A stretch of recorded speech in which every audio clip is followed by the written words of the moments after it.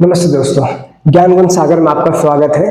तो चलिए बात कर रहे हैं भक्ति मूवमेंट के बारे में कि भक्ति मूवमेंट कहाँ से शुरू हुआ, इसने भारत में क्या-क्या इम्पैक्ट डाले, भारत में मतलब कितने जो सेंट हुए, भक्ति मूवमेंट के सेंट हुए, वो कितने हुए, उनके कंटेम्परेरीज कौन थे और उन्होंने उनके क्या-क्या वर्क्स थे, क्या-क्या बुक उन्होंने लिखे, उनके बारे में पूरा डिस्कस करते हैं। भक्ति मूवमेंट के बारे में स्टार्टिंग से पूरा डिस्कस करते हैं। तो चलिए भक्ति मूवमेंट में पहले यहाँ पे आते हैं कि ये स्टार्ट कहाँ से हुआ।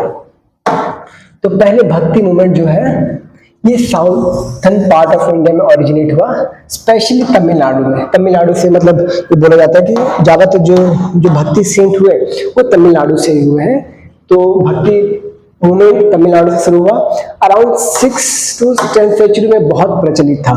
अब भक्ति मूवमेंट जो है 6 to 10 सेंचुरी बहुत प्रचलित हो रहा था। ठीक है, अब देखते हैं भक्ति मूवमेंट में क्या क्या है। देखिए भक्ति मूवमेंट में एक आता है अपना सगुना स्कूल और एक आता है निर्गुणा स्कूल। स्पेशली दो ये स्कूल आते हैं।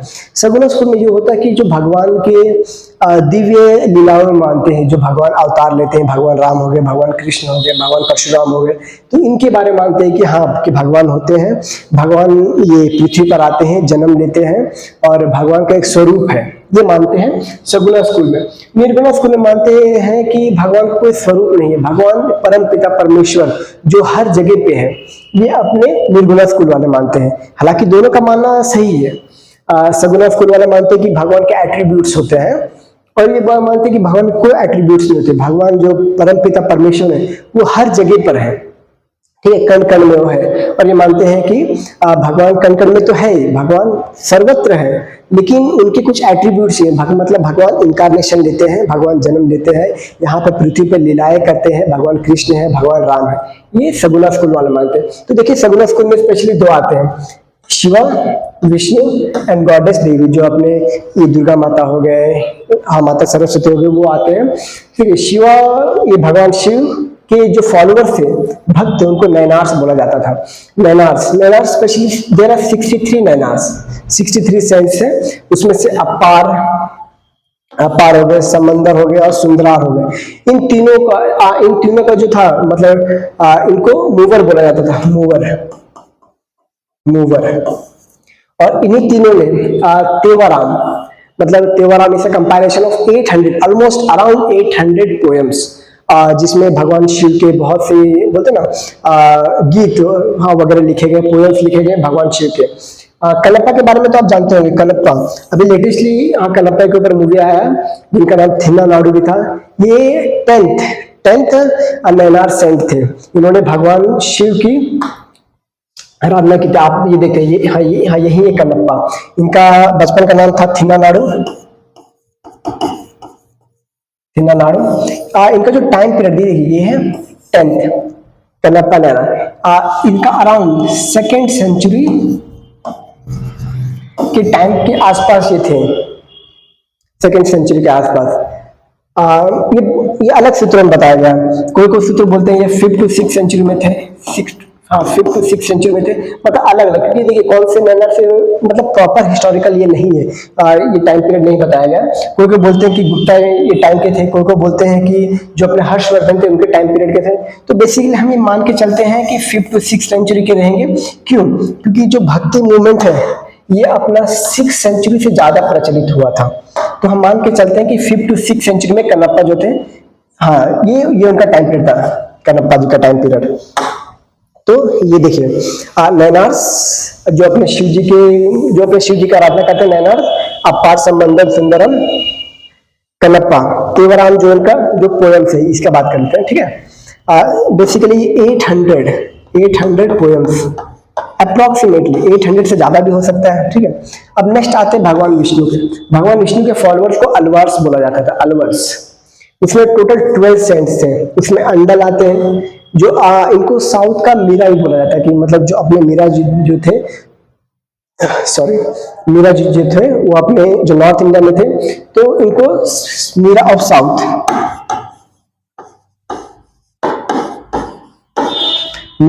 बोला जाता है।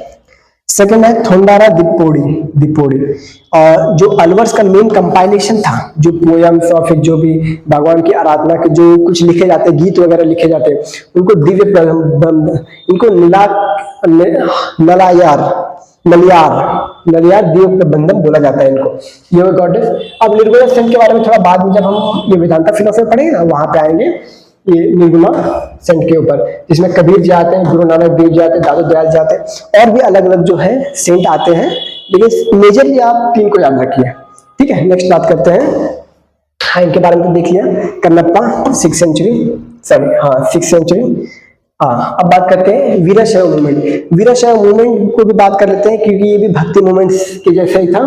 देखिए, ये कर्नाटका में कालाचुरी डायनेस्टी, या फिर ये क्या बोलते हैं उसी टाइम पे चालुक्य डायनेस्टी भी था, चालुक्य डायनेस्टी, वही टाइम पे जो बसवना थे, जो वीरशैव मूवमेंट के मेन जो प्रोपाउंडर थे, मतलब जिन्होंने स्टार्ट किया बसवना, ये थे अल्लामा महाप्रभु थे, अल्लामा महाप्रभु,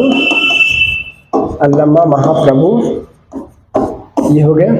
अक्का महादेवी हो गए, ये रहे अक्का महादेवी। ये तो वीरशैव मूवमेंट का स्टार्ट हुआ, क्योंकि देखिए वीरशैव मूवमेंट का स्टार्ट इसलिए हुआ था क्योंकि देखिए कुछ जैसे कल्चर्स है वहाँ पे, जैसे सुपरस्टिशंस यहाँ ये वगैरह मानना, तो जो वीरशैव मूवमेंट वाले थे वो इसको अपोज करते थे कि देखिए भगवान की भक्ति अगर कर रहे हो तो उसमें सच्चाई होनी चाहिए, सुपरस्टिशन नहीं होना चाहिए। तो उसमें कुछ कुछ देखिए, तो यहाँ पे ये माना जा रहा था कि देखिए ये कुछ फीचर्स होंगे जो अपने वीरशैव मूवमेंट के फॉलोअर्स हैं उनके कुछ हो गए ये features. Wearing of linga in the left shoulder, left shoulder में उनका लिंगा रहता था, जो भगवान शिव का जो रहता ना, ये शिवलिंग वो रहता था लिंगा, जो शिवलिंग जैसा शेप था पूरा लिंगा में। बरिंग द डेड एंड नॉट क्रीमेटिंग, मतलब अगर जो भी कोई मर जाते थे तो उनको हम लोग जलाते नहीं थे, जबकि उनको ये बरिड मतलब दफना देते थे। इनका मानना ये था कि एक बार जो मर गया वो वापिस धरा पे नहीं आते, वो वापिस जन्म नहीं लेते, भगवान शिव में मिल जाते हैं, इसीलिए उनको जला देते थे, सॉरी नॉट, ये दफना देते, जलाते नहीं थे। Questioning the theory of rebirth, देखिए जो मैंने आपको बोला ना, वो शिव जी में मतलब जो एक बार जो वीरशैव मूवमेंट को मानते हैं, जो वीरशैव फॉलोअर्स है वो जो एक बार मानते हैं, वो लोग ये रिबर्थ तो भरोसा नहीं करते, जो एक बार जो मर गया वो भगवान शिव में ये हो जाता है, मिल जाते हैं। चैलेंज द कास्ट सिस्टम, जो कि मैंने आपको बोला, ये जो सुपरफिशियल वगैरह पे नहीं मानते थे, इसीलिए वीरशैव मूवमेंट का ये हुआ था। Encourage post puberty marriage and remarriage, देखिए मतलब इसमें कुछ कुछ अच्छे थॉट्स हैं, मतलब कुछ कुछ इसमें ऑलमोस्ट अच्छे थॉट हैं, तो इसमें मतलब ये रहते हैं, मतलब ये बोलते हैं ना कि मॉडर्न थॉट्स इसमें माने जाते थे, puberty, post puberty marriage, remarriage वगैरह। ये देखिए अक्का महादेवी जी, अक्का महादेवी,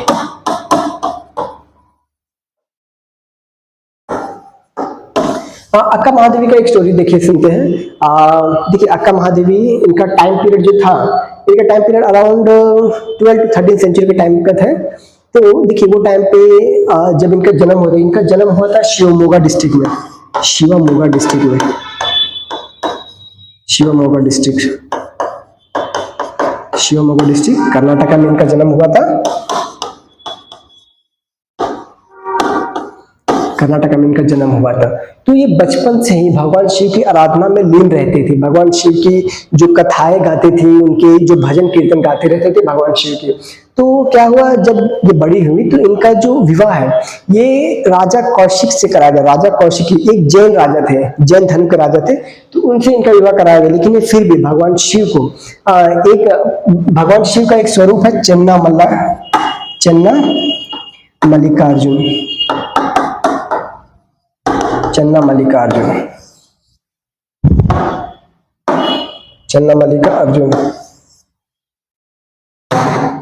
चन्ना मल्लिकार्जुन को मतलब अपना पति, जैसे आप बोले कि जो मीरा जी है वो भगवान कृष्ण को अपना पति मानती थी, अपना प्रेमी मानती थी, तो अक्का महादेवी चन्ना मल्लिकार्जुन को मानती थी, चन्ना मल्लिकार्जुन। चेंज कर लेता हूँ कलर, चन्ना मल्लिकार्जुन, चन्ना मल्लिकार्जुन, मल्लिकार्जुन। तो जब इनका विवाह हुआ ये राजा कौशिक से, जो जैन राजा थे, तो इन्होंने बोला कि नहीं, मैं इस विवाह से खुश नहीं हूँ, मैं यहाँ नहीं रहना चाहती। तो इनको बोला कि नहीं, अगर नहीं रहना तो यहाँ से निकल जाओ।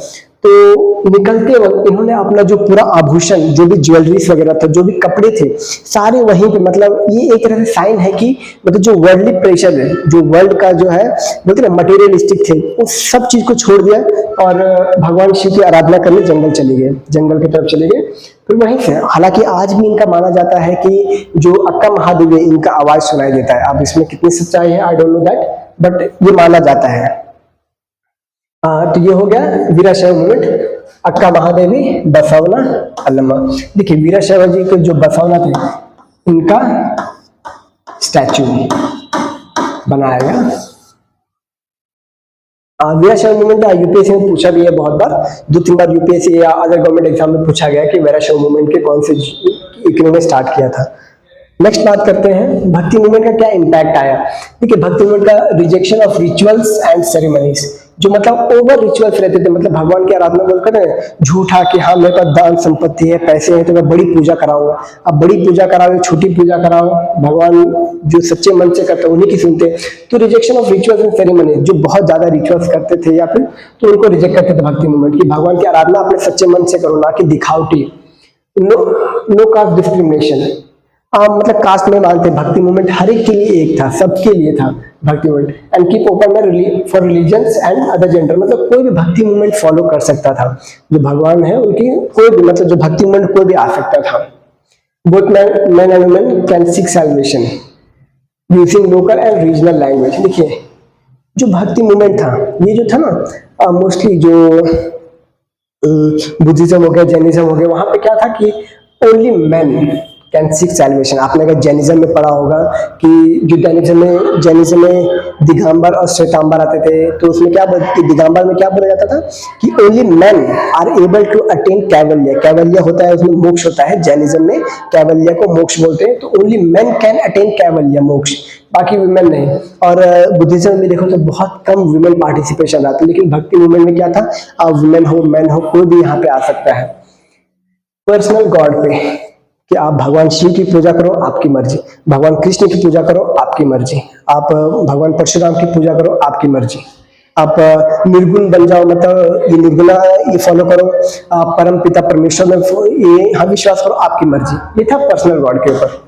चलिए आप जानते हैं कि मतलब अब शुरू करते हैं जो अपने भक्ति सेंट्स थे, बहुत से भक्ति सेंट्स थे, उनका टाइम पीरियड जानते हैं, उनके कौन कौन कंटेम्प्रेरीज थे वो जानते हैं, और उन्होंने क्या क्या बुक्स लिखे, क्या क्या एक्शन लिया, और क्या क्या मतलब सोसाइटी के प्रति उनका क्या क्या ये कंट्रीब्यूशन था वो जानते हैं। ठीक है नेक्स्ट।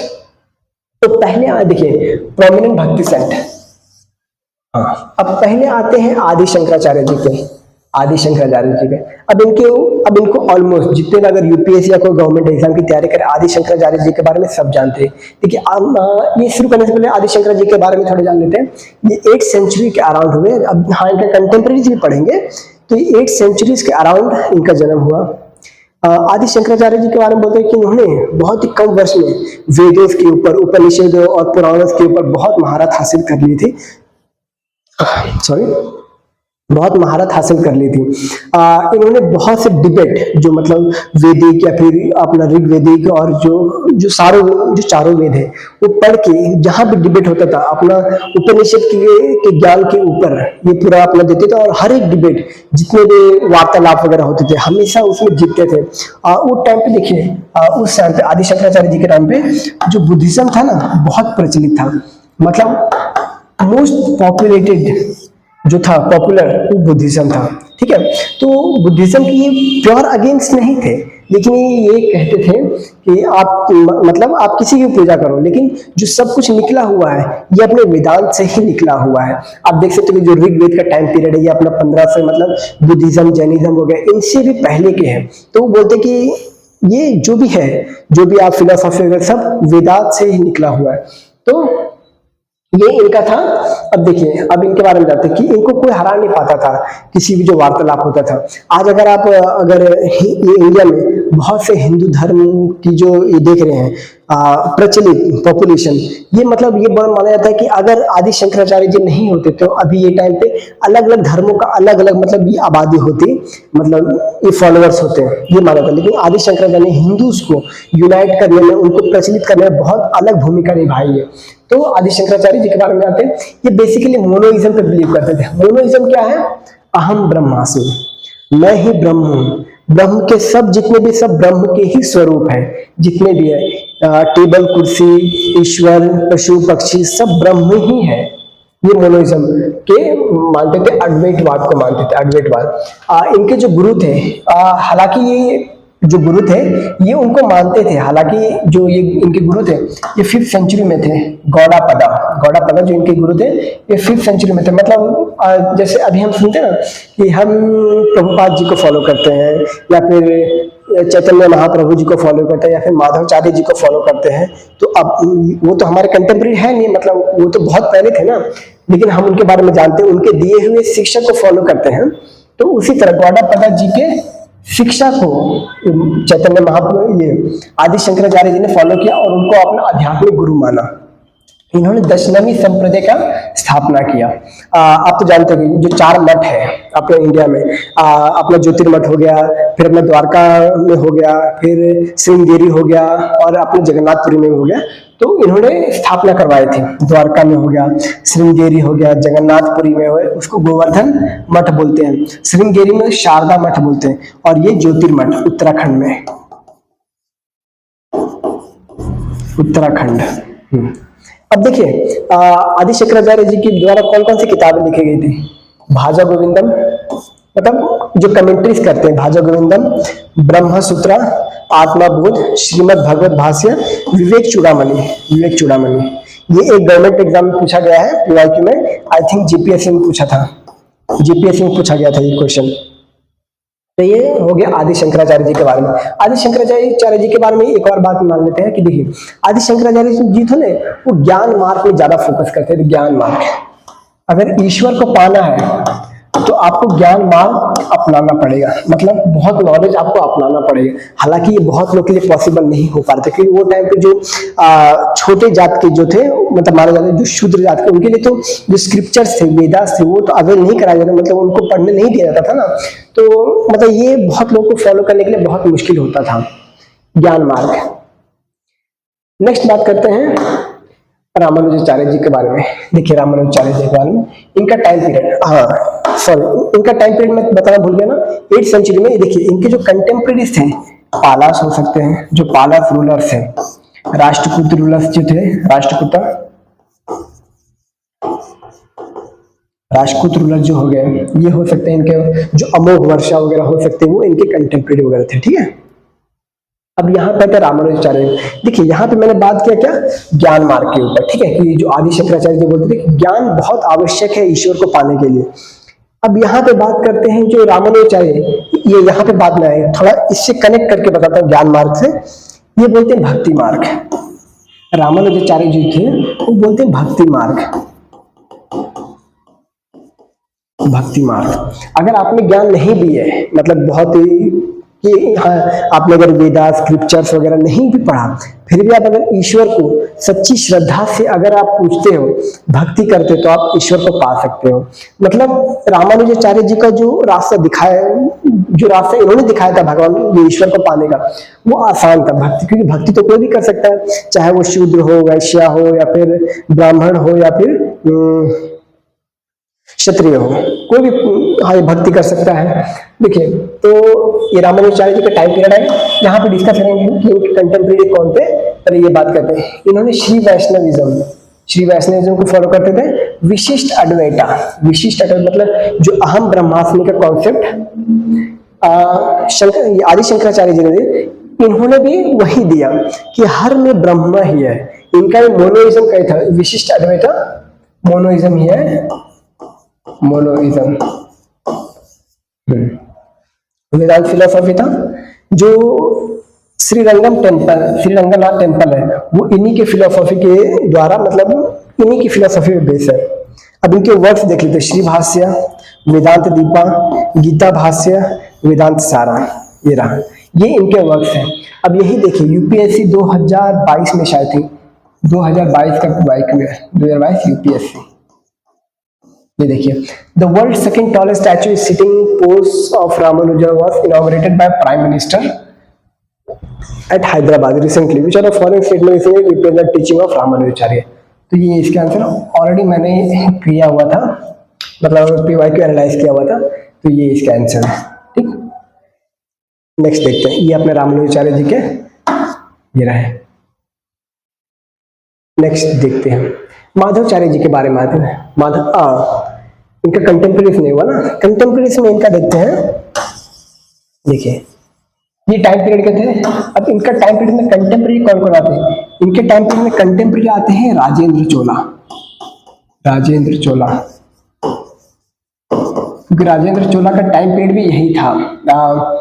राजेंद्र चोला जी का टाइम पीरियड 45 तक था। इनका डेट ऑफ बर्थ पता नहीं, I don't know date of birth, but around 45 तक था कि 48 तक था, बट ये टाइम पीरियड था इनका। क्योंकि यही टाइम पे जो गजनी है, गजनी भी इनका कंटेम्प्रेरी, गजनी, महमूद गजनी, सोमनाथ का जो किया था, सोमनाथ, जो सोमनाथ का प्लंडर किया था, ये एक्सक्यूज मी गाइस,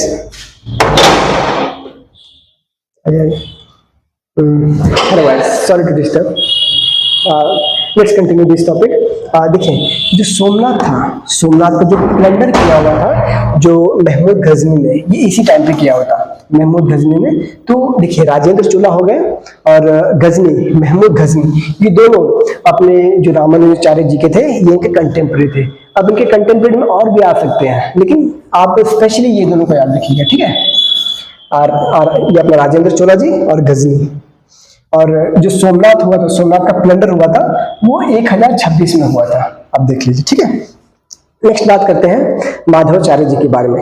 माधवाचार्य जी का जन्म 1238 1317। अब इनके फिलोसॉफी के बारे में बात करते हैं। जो इनका फिलोसॉफी द्वैतवाद का है, मतलब इनका ये कहना कि ये हमने पहले क्या पढ़ा, हमने पहले पढ़ा कि अद्वैत फिलोसॉफी, विशिष्ट अद्वैत फिलोसॉफी, मतलब भगवान अहम ब्रह्मास्मि, भगवान हम ही है, समझे, हमारे हम ईश्वर के स्वरूप है और हमारे अंदर ही ईश्वर है। लेकिन ये बोलते नहीं, ईश्वर अलग है।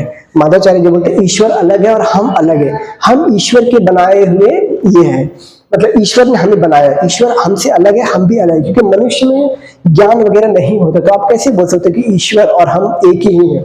ये इनका माधवाचार्य जी का फिलोसॉफी था। इन्होंने तत्ववाद की फिलोसॉफी दी, तत्ववाद के जो तत्व होते हैं ना, तत्व ज्ञान, तत्ववाद की फिलोसॉफी दी थी। अब देखिए माधवाचार्य जी के बारे में थोड़ा देख लेते हैं। ये रहा माधवाचार्य जी का टाइम पीरियड। अब ये देखिए, अगर आप कंटेम्प्रेरी में देखो, ये देखिए विद्यारण्य, विद्यारण्य जो हरिहरा एंड बुक्का के गुरु थे ना, हरिहरा एंड बुक्का, हरिहरा एंड बुक्का, जिन्होंने विजयनगर की स्थापना की, ठीक है। तो विद्यारण्य भी माधवाचार्य जी के कंटेम्प्रेरी माने जाते हैं। हालांकि कुछ कुछ सूत्र बोलते थे कि माधवाचार्य और विद्यारण्य दोनों एक ही दोस्त थे या फिर एक ही मनुष्य थे, ये अलग अलग सोर्स बताते हैं। लेकिन आप यहाँ तक देखिए कि माधवाचार्य जी और विद्यारण्य दोनों को हाँ एक दूसरे कंटेम्प्रेरी थे। अब बात करें निम्बार्काचार्य के बारे में बात करते हैं। हाँ ये कंटेम्प्रेरी हो गया, ये अपने माधवाचार्य जी का फोटो हो गया, ठीक है। अब ये देखिए, ये निम्बार्काचार्य देख लेते हैं। ये 12th सेंचुरी में आए थे, और 12th सेंचुरी में अगर आए तो ये हो सकता है कि ये मोहम्मद घोरी और जो अपने पृथ्वीराज चौहान, इनके कंटेम्प्रेरी निम्बार्काचार्य हो सकते हैं, ठीक है। अब द्वैतवाद का फिलोसॉफी में द्वैत अद्वैतवाद, द्वैत अद्वैतवाद वो होता है, देखिए पहले हमने क्या पढ़ा, विशिष्ट अद्वैत, पहले हमने अद्वैतवाद पढ़ा, अद्वैतवाद, उसके बाद विशिष्ट अद्वैत, फिर हमने द्वैत पढ़ा, द्वैत। अब पढ़ते द्वैत अद्वैत। अब इसमें निम्बार्काचार्य बोलते हैं कि मोनोइज्म भी है, मतलब हम ईश्वर के पार्ट भी है, मतलब हम ही ईश्वर है और ईश्वर ने हमें बनाया। अब इसमें देखिए, इसमें आप थोड़ा कंफ्यूज रहोगे, लेकिन देखिए एक होता है सत्वगुण, सत्वगुण होता है। आप अगर भगवत गीता का 14वां अध्याय पढ़ोगे, 14th अध्याय, उसमें सत्वगुण, रजस गुण और तमोगुण की बात की गई है, ठीक है। सत्वगुण हो गया और तमोगुण हो गया, ठीक है। तो सत्वगुण में अपने आगे वेद व्यास जी आ गए, वेद व्यास जी, और भी जो मतलब ये बहुत जो सिद्ध पुरुष हो गए, सिद्ध महापुरुष, जो सत्व गुण को फॉलो करते हैं, सत्व गुण और तमस गुण।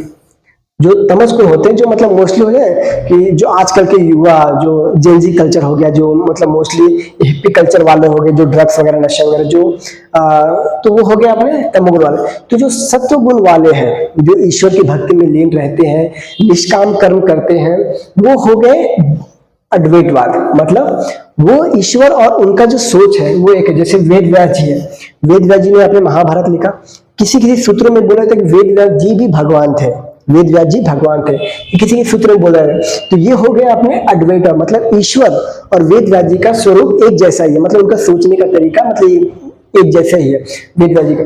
अब यही तमोगुण आ गए, ये अपने द्वैतवाद में आ गए, मतलब ईश्वर के बनाए हुए क्रिएचर्स ये अपने आ गए तमोगुण में। तो ये हो गया ना, द्वैतवाद वो हो गए जो तमोगुण को फॉलो करते हैं, अद्वैतवाद वो हो गए जो सतोगुण को फॉलो करते हैं। तो ये नंबर का चार्य जी का हो गया 12th सेंचुरी में। अब बात करते हैं नामदेव जी के बारे में।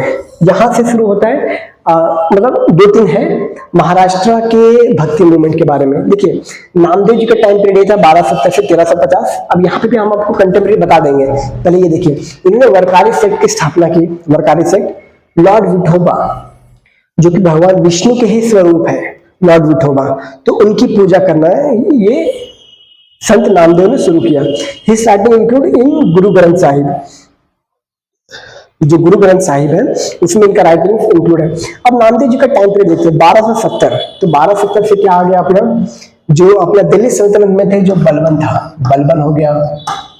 इनका टाइम पीरियड 1350 है, मतलब इसमें खिलजी वंश भी आ गया, खिलजी वंश भी आ गया। खिलजी वंश में चारों, जलालुद्दीन खिलजी, अलाउद्दीन खिलजी, खिलजी वंश हो गया। घियासुद्दीन तुगलक भी हो गया, घियासुद्दीन तुगलक हो गया। मोहम्मद बिन तुगलक हो गया, मोहम्मद बिन तुगलक। और 1350 ना फिरोज शाह तुगलक, मतलब तुगलक वंश के भी कंटेम्प्रेरी नामदेव जी रहे। ठीक है, ये हो गया अपना, हाँ माधवाचार्य हो गया, ये इनका टाइम पीरियड हो गया। निम्बरकाचार्य जी का टाइम पीरियड, नामदेव जी का टाइम पीरियड। नेक्स्ट बात करते हैं संत ज्ञानेश्वर जी के बारे में। महाराष्ट्र में same lord Vithoba, Varkari sect same 13th century. अब इनकी जो वर्क है भावार्थ दीपिका, अमृतानुभव, ये इनके वर्क्स है। ठीक है, ये अपने संत ज्ञानेश्वर हो गए। अब रामानंद जी के बारे में बात करते हैं। रामानंद, अब इनके टाइम पीरियड 13th सेंचुरी में मिला दी कि 13th सेंचुरी में कौन कौन थे, तो सेम ऐसे ही खिलजी वंश वगैरह ये के कंटेम्प्रेरी में आ गए। अब बात करें रामानंद जी के बारे में, 1300 से 1380। ठीक है, वैष्णव सेंट, ओके। रामानंदी संप्रदाय इन्होंने स्थापना की थी, भगवान राम के फॉलोअर थे। अब ये देखिए रामानंद जी थे, ये सगुना थे, सगुना, जो हमने स्टार्टिंग में भी हाँ ये बात की थी ना, सगुना और निर्गुणा की बात की थी हमने।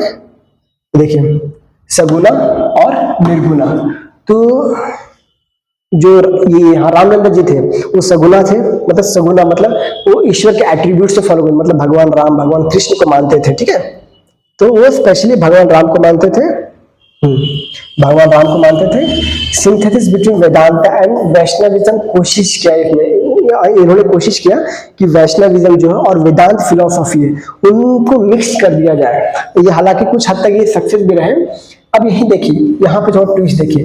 अब कबीर जी जो हो गए ये इनके डिसाइपल हो गए, मतलब इनके स्टूडेंट हो गए अपने रामानंद जी के। तो अब ये कबीर जी ठहरे निर्गुण, मतलब ये नहीं मानते कि ईश्वर का कोई एट्रीब्यूट्स है। ठीक है, ये परम पिता परमेश्वर को मानते हैं। मोनोइस्ट, द्वैत, निर्गुण भक्ति, कबीर पंथी जो उन्होंने लिखे हैं, जो कबीर के दोहे वगैरह हो गए, पंथी वगैरह, ये सब कबीर, तो ये है निर्गुण हो गए। लेकिन फिर भी ये भगवान राम को भजते हैं। आपने सुना होगा कबीर के राम कौन थे, आपने सुना होगा, तो भगवान राम के, लेकिन भगवान राम के जो राजा राम है ना, जो दशरथ पुत्र भगवान राजा राम, उनको नहीं मानते थे।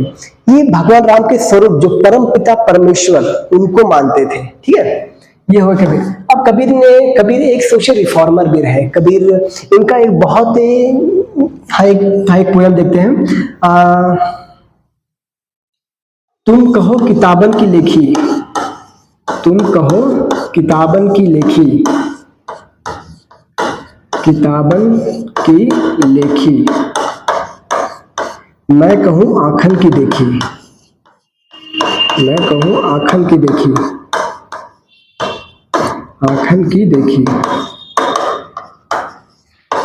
मतलब जो कबीर जी थे, जो कबीर दास जी थे, वो बहुत अच्छे सोशल रिफॉर्मर थे। उन्होंने जो सोसाइटी के अलग अलग जो ये थे, जो मतलब अलग अलग जात पात हो गए, उनको गहराई से समझा, उनके ऊपर अलग अलग फिलोसॉफी दी।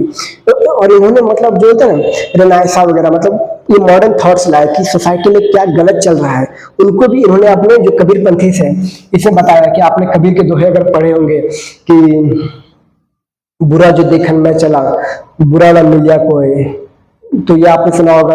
बहुत से मतलब इनके जो कबीरपंथी में इनके जो दोहे लिखे हुए, ठीक है। और रविदास जी के बारे में बात करें, रविदास जी भी इनके ही स्टूडेंट थे। एक क्राफ्ट्समैन थे, यूपी मधुयुद्दीन में इनका जन्म हुआ था। तो रविदास जी भी पोएट थे, मतलब इनके भी आप ये रविदास जी के दोहे, तो इनके भी दोहे बहुत प्रचलित हैं, ये भी इनके स्टूडेंट ही थे, डिसाइपल। नेक्स्ट बात करते हैं शंकर देव जी के बारे में। शंकर देव जी में एका सरल धर्मा जो इन्होंने कहा, जिनकी में ये इन्होंने स्थापना की, भगवान कृष्ण के बहुत बड़े भक्त थे, ठीक है। अब आप इनका खैर टाइम पीरियड देखिए, 1449 से 1568, 119 साल हो गए टोटल, मतलब इतने वर्ष इन्होंने मतलब जिया इन्होंने, शंकर देव जी। इनका जो वर्क है कीर्तन घोषा, आप इनका टाइम पीरियड देखिए, इनका टाइम पीरियड में ही अपना आ जाएंगे कौन, गुरु नानक देव जी भी इनके कंटेम्प्रेरी में आ जाएंगे, कबीर जी भी इनके कंटेम्प्रेरी में आ जाएंगे, गुरु नानक देव जी और जो अपने क्या बोलते हैं बाबर हो गया, अकबर हो गया, हुमायूं हो गया, ये अपने शंकर देव जी के कंटेम्प्रेरी में आते हैं, ठीक है। अब सूरदास जी के बारे में बात करते हैं। ये सूरदास जी बचपन से ही ब्लाइंड थे, मतलब देख नहीं पाते थे, डिसाइपल ऑफ वल्लभाचार्य सूरसागर, इन्होंने सूरसागर जो लिखा है, ठीक है, मतलब उसमें बहुत सारे जो पोएम्स वगैरह हो गए सूरसागर। तो इनका टाइम पीरियड देख लीजिए, सूरदास जी का टाइम पीरियड 1478, ये भी सेम वही हो गए, टोटल 102 साल जिए, 102 वर्ष सूरदास जी। आप इनके टाइम पीरियड देखिए, बस वही आ गए, बाबर, अकबर, हुमायूं, आपने जो ये गुरु गोविंद सिंह जी थे वो आ गया। अब वल्लभाचार्य जी के बारे में, पुष्टि मार्ग की स्थापना इन्होंने की, ठीक है। वैष्णविज्म थे, शुद्ध अद्वैता, अभी हमने पहले बात क्या किया था, अद्वैतवाद, विशिष्ट अद्वैतवाद, द्वैतवाद, विशिष्ट और द्वैत अद्वैतवाद। अब यहाँ पे विशिष्ट शुद्ध अद्वैत, प्योर मोनोइज्म, मतलब ये वही हो गया कि मतलब बोलते ना अहम ब्रह्मास्मि का भी कॉन्सेप्ट होगा, प्योर मोनोइज्म। नाथ द्वारा राजस्थान श्रीनाथ टेम्पल इन्हीं के फिलोसॉफी के ऊपर बेस है, ठीक है। और ये विद्यारण्य के बारे में जो हमने बात किया अभी थोड़ी देर पहले, जो हरिहर एंड बुक्का जो थे,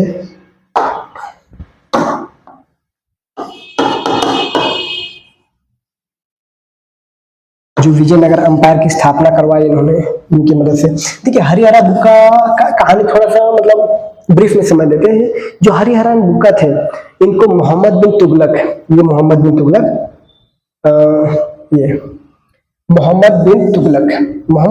ने इनको मतलब अरेस्ट कर लिया था और इनको इस्लाम धर्म में कन्वर्ट करवा दिया था। तो विद्यारण्य जी ने इनको वापस से ये हिंदू धर्म में कन्वर्ट करवाया और विजयनगर एम्पायर की स्थापना करवाई इनसे। अराउंड 1336 में विजयनगर एम्पायर की स्थापना होती है, 1336 में। अब नेक्स्ट देख लेते हैं चैतन्य महाप्रभु जी के बारे में। जो इस्कॉन आप देखते हो, इस्कॉन इन्हीं के थॉट्स, इन्हीं के ये विचारों पे बना हुआ है, ठीक है। तो ये बंगाली हिंदू सेंट थे, अचिंत भेदा का कॉन्सेप्ट रखते थे और गौड़िया वैष्णविज्म का इन्होंने स्थापना करवाया, ठीक है। जो इनका वर्क है सिकस्तकम, ये थे। अब चैतन्य महाप्रभु जी के बारे में एक कहानी सुन लेते हैं। देखिए चैतन्य महाप्रभु जी मतलब एक बार एक छोटा कहानी है, आप देख लीजिए, ये हिस्टोरिकल कहानी। जब भगवान कृष्ण, जो भगवान विष्णु है, भगवान कृष्ण और लक्ष्मी माता में ये हो गया कि आपका सबसे बड़ा भक्त कौन है। तो वहीं पे प्रभु बोले, मतलब भगवान श्री कृष्ण बोले कि मेरा सबसे बड़ा भक्त तो मैं खुद भी हो सकता हूँ। तो बोले कैसे, आपकी सबसे बड़े भक्त तो मैं हूँ, आपने तो बहुत सी लीलाएं की है, लेकिन आपकी सबसे बड़ी भक्त तो मैं हूँ। तो बोला ठीक है, एक काम करते हैं, मैं पृथ्वी पर फिर से अवतरित लेता हूँ और देखते हैं, और आपका जो भक्ति भावना है और मेरी लीलाएं दोनों मिल जाते हैं। मतलब इस्कॉन का थॉट यही है, इस्कॉन का थॉट यही है कि जो चैतन्य महाप्रभु जी है वो स्वयं भगवान कृष्ण के ही रूप है, चैतन्य महाप्रभु जी। और इनमें भक्ति का पूरे गुण है, भक्ति का गुण पूरा है, भक्ति गुण।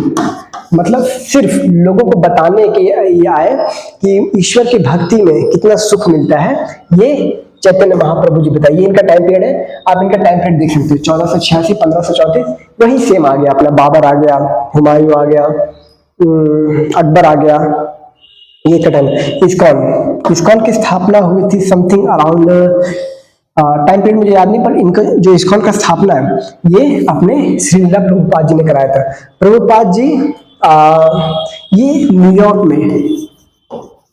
में कोलकाता से न्यूयॉर्क गए शिप के थ्रू।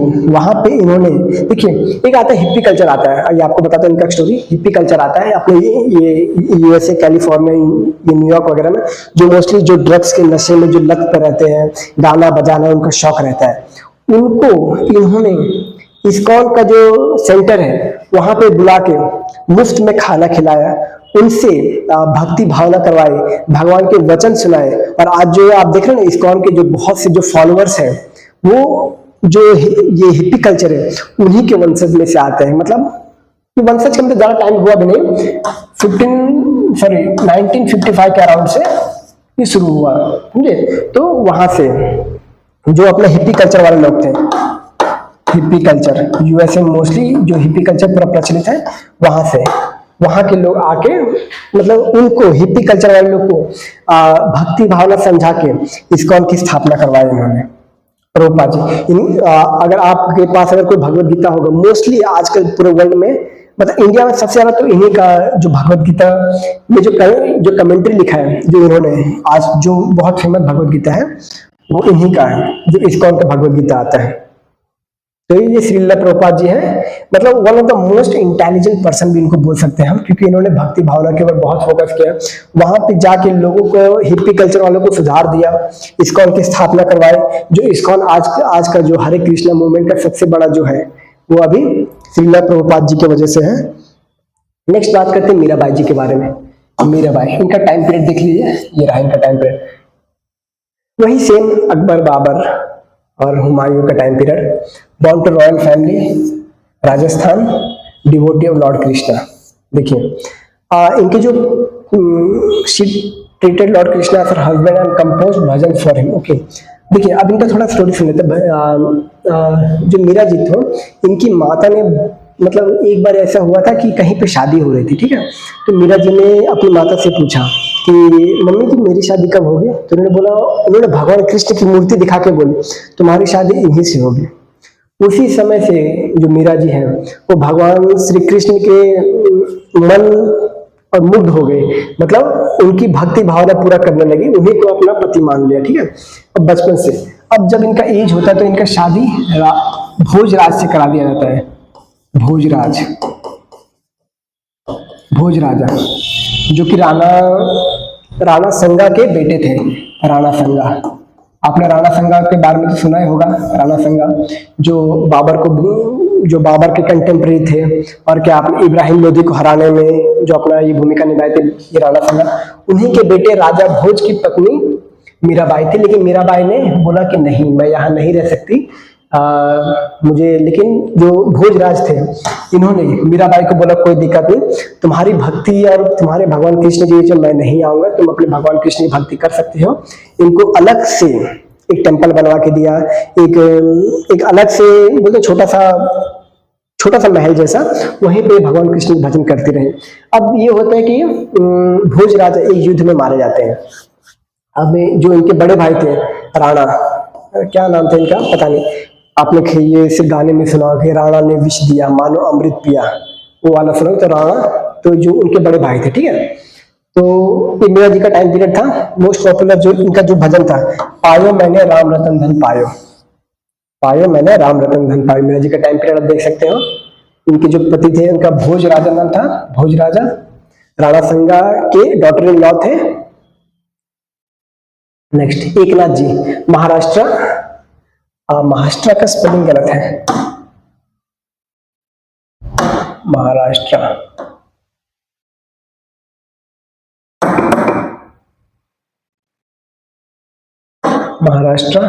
एकनाथ जी।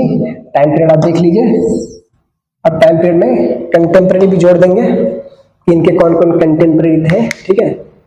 इनके कंटेम्प्रेरी में कौन आ जाते हैं? एकनाथ जी 1599 1600, अपने शिवाजी महाराज आ जाते हैं। शिवाजी महाराज का 1530 में जन्म हुआ था और 1580 में शिवाजी महाराज का निधन हुआ था। ये हो गया टाइम पीरियड। शिवाजी महाराज के कंटेम्प्रेरी थे महाराष्ट्र वरकारी सेठ, जो कि बोले लॉर्ड विठोबा, शिवाजी कंटेम्प्रेरी, ठीक है। संत एकनाथ। अब बात करते हैं दादू दयाल जी के बारे में। दादू पंथी से उन्होंने लिखा rejected the authorities of Vedas caste system, यही वही दादू दयाल जी, ठीक है। अब तुकाराम जी के बारे में, 17th सेंचुरी में थे, डिवोटी ऑफ लॉर्ड विठोबा, वही जो भगवान विष्णु के स्वरूप है। Poetry called abhangas. तुकाराम जी बहुत फेमस, मतलब जो वरकारी सेठ के, मतलब इनके जो अभंगास है ना, अभंगास ये बहुत प्रचलित है। शिवाजी महाराज के कंटेम्प्रेरी, जो शिवाजी महाराज के जो थे टीचर थे, स्पिरिचुअल गुरु थे, वो थे नृसिम्हत रामदास, डिवोटी लॉर्ड रामा हनुमान। इनका जो वर्क्स है उसको दो दास बोध बोला जाता है। हमने एक नहीं पढ़ा भक्ति सेंट में ना, जो निर्गुणा सेंट में आते हैं, हमने शायद से वो नहीं पढ़ा। क्या नहीं पढ़ा हमने? हाँ, कबीर जी के कंटेम्प्रेरी जब हम गुरु गोविंद सिंह की बात करते हैं, वो हमने नहीं पढ़ा। गुरु गोविंद सिंह, हाँ, गुरु गोविंद सिंह जी को भी एक बार पढ़ लेते हैं। ये गुरु गोविंद सिंह जी जिन्होंने सिखिज्म की स्थापना कराई, ये आ गया यहाँ पे फर्स्ट पेज। गुरु गोविंद सिंह जी, गुरु नानक देव जी, गुरु गोविंद सिंह जी ने गुरु नानक देव जी जिन्होंने सिखिज्म का स्थापना कराई। गुरु नानक देव जी। ये भी कबीरदास जी के ही कंटेम्प्रेरी थे। इन्होंने भी सोसाइटी में बहुत से, मतलब अगर आप गुरु नानक जी के द्वारा जो सिखिज्म की जो बुक अगर पढ़ोगे तो उनमें गुरु नानक देव जी को बहुत बड़े गुरु बताया गया है। और उनके जो लीलाएं, मतलब कार्यकाल, मतलब इन्होंने बहुत से अलग अलग कार्य किए। जैसे ये एक बार शायद से बाहर देश गए थे। देखिए, एक छोटी सी कहानी सुनाता हूँ, जिस कहानी को मुझे एक सिख गुरु नहीं, मतलब जहाँ पे मैं रहता था दिल्ली में, वहाँ पे एक सिख दादा थे, उन्होंने मुझे समझाया था, मतलब ये कहानी सुनाई थी। तो जो गुरु नानक देव जी थे, जब ये बाहर देश में गए उस टाइम पे, तो किसी ने इनको बोला कि नौकरी करोगे? तो बोला ठीक है। ये तो थे अपने निष्काम कर्म वाले कि चलो कुछ भी हो जाए, तो गए। अब ये इनके जो लीलाओं में लिखा हुआ है, जो गुरु ग्रंथ साहिब है उसी में लिखा हुआ है, ऐसा मुझे उन्होंने बताया। तो मैं आई don't know about much, but देखते हैं। तो उन्होंने बोला कि कुछ काम करोगे? बोले हाँ करूंगा। एक काम करो, जाओ वो जो घड़ा है उसको लेके आओ, उठा के अपने सिर पे, चलो घर तक पहुंचा दो, बाकी तुम्हारा जो फीस होगा मैं दे दूंगा। अब उन्होंने वो उठाया, क्योंकि वो तो निष्काम कर्म जो करने वाले थे। अब उन्होंने घड़ा उठाया, यहाँ पे ऊपर रखा। अब घड़ा जो था सिर के 2 फीट ऊपर था, मतलब हवा में ये उड़ रहा था। अब वैसे ही घर लेके गए, जो लेके गया उन्होंने देखा, अरे यार ये तो कोई महापुरुष लगता है, ऐसा उन्होंने बोला।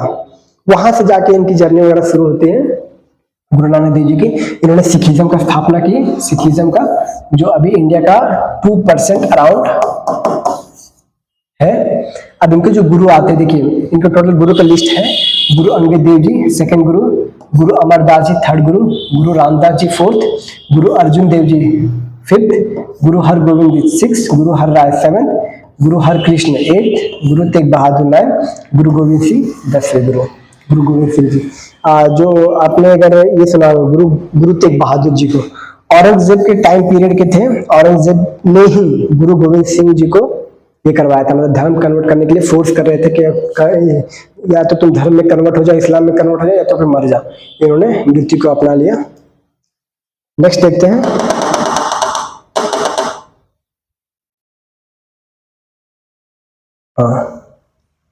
गुरु घासीदास जी के बारे में पढ़ते हैं। छत्तीसगढ़ में थे। इन्होंने सतनमी कम्युनिटी की स्थापना की, criticize caste system against idol worship. ये अपने छत्तीसगढ़ में एक जो जो नेशनल पार्क है, संजय दिब्रू नेशनल पार्क, उसे चेंज करके गुरु घासीदास नेशनल पार्क कर दिया गया है।